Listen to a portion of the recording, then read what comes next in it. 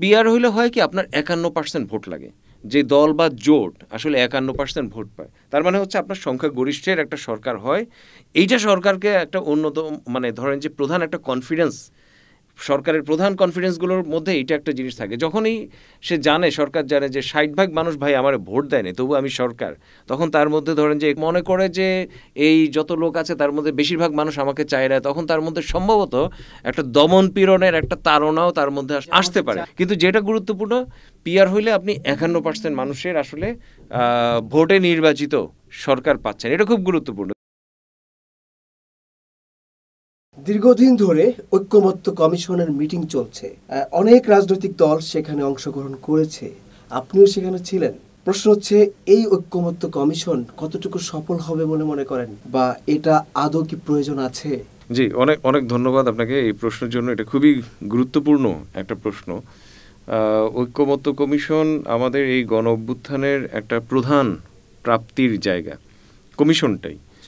যে আপনি দেখবেন যে বাংলাদেশের ইতিহাসে কখনো বড় দলগুলো, দুইটা দল যে একসঙ্গে বসে আলাপ করছে এরকমই আসলে হয়নি, বা খুব রেয়ার।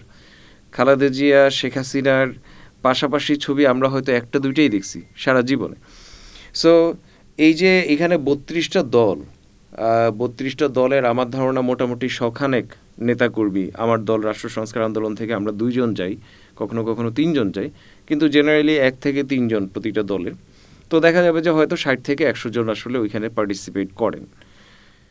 এইটা বাংলাদেশের ইতিহাসের প্রথম একটা ঘটনা, এই ধরনের একটা ঘটনা এবার এইটাই বাংলাদেশে প্রথম ঘটছে। অন্যান্য অনেক দেশে হয়তো এগুলো অনেক মানে রেগুলার ঘটনা, কিন্তু আমাদের ৫৪ বছরের ইতিহাসে এই ৩২টা দলের আপনার ৭০-৮০ জন নেতাকর্মী যে বসে কথা বলছেন, নেতারা যে কথা বলছেন, এইটা প্রথমবারের মতো ঘটনা। সো এইটা একটা বড় অ্যাচিভমেন্ট, এইটাই এটুকুই একটা বড় অ্যাচিভমেন্ট।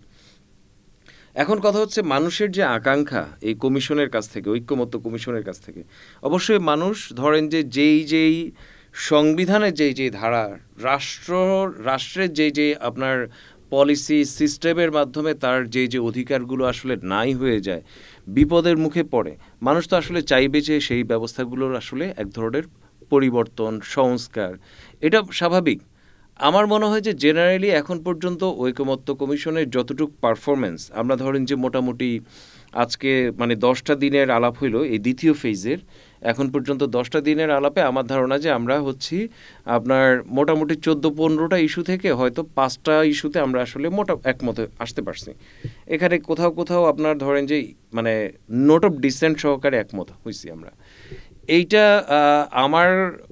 আমার এক্সপেকটেশনের জায়গা থেকে, যেহেতু আমি এটা নিয়ে পড়াশোনা করছি অনেক দিন ধরে, আমি জানি যে এটুকু কম অ্যাচিভমেন্ট না, কিন্তু জাতির যে আশা সেটা মেটাতে অবশ্যই ঐকমত্য কমিশন আসলে এখন পর্যন্ত সফল হয়েছে বলা যাবে না। অবশ্যই আমাদের আরও ধরেন যে যেই প্রায় 10টা এজেন্ডা যেগুলোতে আমরা একমত হইতে পারি নাই, এবং আরও অন্তত 5-6টা এজেন্ডা আমার ধারণা যে আমাদের লিস্টে আছে আলাপ করার, আমার ধারণা আমাদের আরও অন্তত 10টা দিন হয়তো বসতে হবে, আলাপ করতে হবে। কতটুকু করতে পারবো আমি জানি না, কিন্তু যদি এটা শেষ পর্যন্ত ধরেন যে মৌলিক যেগুলো আসলে রাষ্ট্র কাঠামোর গুরু দায়িত্ব, গুরু অংশ, মৌলিক জায়গাগুলো যদি আমরা, যেমন ধরেন যে আমরা 70 অনুচ্ছেদের পরিবর্তনে একটা একমতে আসতে পারছি, এটা একটা বিশাল অ্যাচিভমেন্ট। আমি টু বি ফ্র্যাঙ্ক, আমি পার্সোনালি কিন্তু ভাবি নেই যে আমরা আসলে 70 অনুচ্ছেদে একমতে হইতে পারবো। বিএনপি একটা নোট অফ ডিসেন্ট দিয়ে এটা একমত হয়েছে এবং সর্বোপরি এটা একটা জায়গায় আসছে। তারপরে ধরেন যে আমরা এনসিসি যে একটা আপনার নিয়োগ কমিটি, যে সাংবিধানিক এবং সংবিধিবদ্ধ যে পজিশনগুলো আমাদের আছে, বিভিন্ন যে কমিশনগুলো আছে, দুদক, নির্বাচন কমিশন, এরকম এগুলোর আপনার ধরেন যে খুবই গুরুত্বপূর্ণ হচ্ছে অডিটর জেনারেল পদ, এরকম পদগুলোতে আমরা ধরেন যে নিয়োগের জন্য আমরা চাইছিলাম যে এনসিসি, ন্যাশনাল আপনার কনস্টিটিউশনাল কমিটি সম্ভবত নামটা, এইটার অল্টারনেটিভ আমরা বলছি যে হচ্ছে সাংবিধানিক এবং সংবিধিবদ্ধ প্রতিষ্ঠানের নিয়োগ কমিটি। কোনোভাবেই আমরা এটা আসলে রাজি করাইতে পারি নাই কয়েকটা দলকে। সো এইটা আসলে একরকম বাতিল হয়ে গেছে।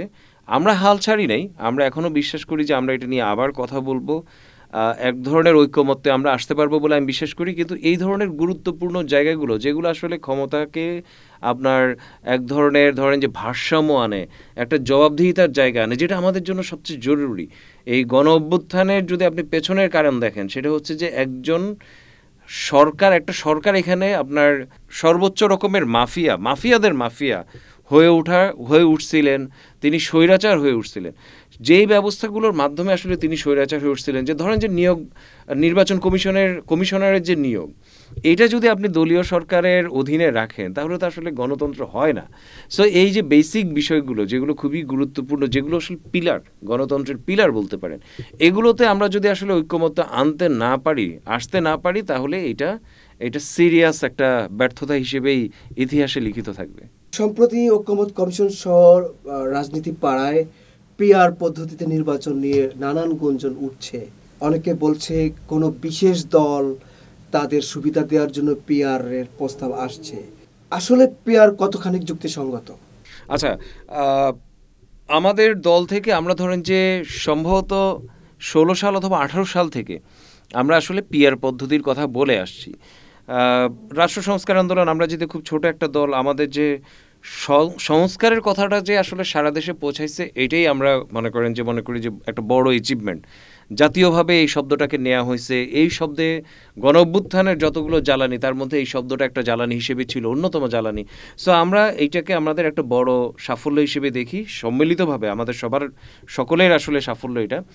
কিন্তু এই যে পিআর কথাটা নিয়ে আমরা যে 10 বছর বা 6 বছর ধরে আমরা যে আসলে বলে আসছি, এইটা এতদিন বা খুব বেশি লোকের কাছে আমরা পৌঁছাতে পারি নাই।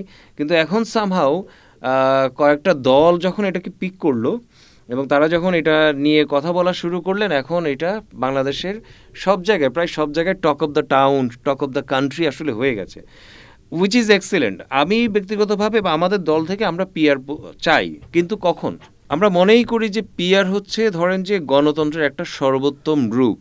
আপনি যখন গণতন্ত্র প্র্যাকটিস করতে থাকবেন, আরও গণতন্ত্র, একসময় আপনি আসলে পিআরে গিয়ে পৌঁছাবেন।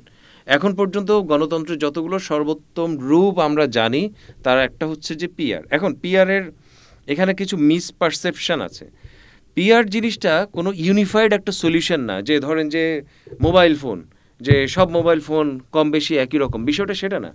পিআরের মধ্যে হচ্ছে যে আপনার ধরেন যে 89টা, আমার ধারণা, আমার যদি স্মৃতি খুব বড় ধরনের ভুল না করে থাকে, 89টা দেশে পিআর আছে এবং 89টা দেশে এই পিআর ভিন্ন মাত্রায় আছে।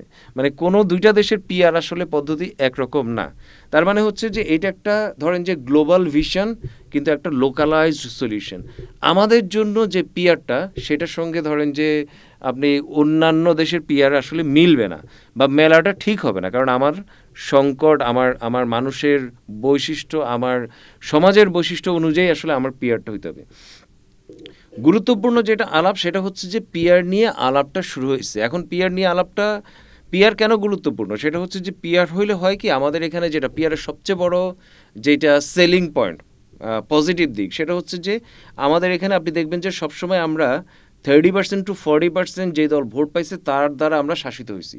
তার মানে হচ্ছে ধরেন যে 60 to 70% ভোটার আসলে তাকে ভোট দেয়নি। আমাদের সরকারগুলো সবসময় আপনার 54 বছরের ইতিহাসে আপনি যদি দেখেন, তার মানে আমরা আসলে সবসময় সংখ্যা লঘিষ্ঠের সরকার আমরা পাইছি, সংখ্যা গরিষ্ঠের কিন্তু না, মেজরিটি, যেটা গণতন্ত্র হওয়ার কথা হচ্ছে মেজরিটি, আমরা কিন্তু সেটা পাইনি। সো পিআর হইলে হয় কি, আপনার 51% ভোট লাগে, যে দল বা জোট আসলে 51% ভোট পায়। তার মানে হচ্ছে আপনার সংখ্যা গরিষ্ঠের একটা সরকার হয়।